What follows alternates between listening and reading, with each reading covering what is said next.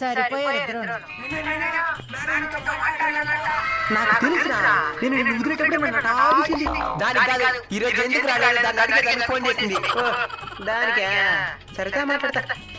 Why you are not come to school? ఇంగ్లీషా?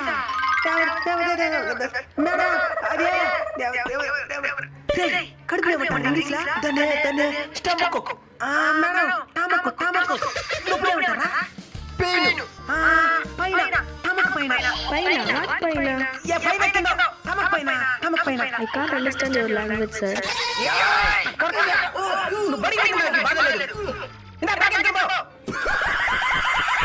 మీరైతే కూడా English ఇబ్బంది పడే సందర్భాలు ఏమైనా ఉంటే కామెంట్ చేయండి.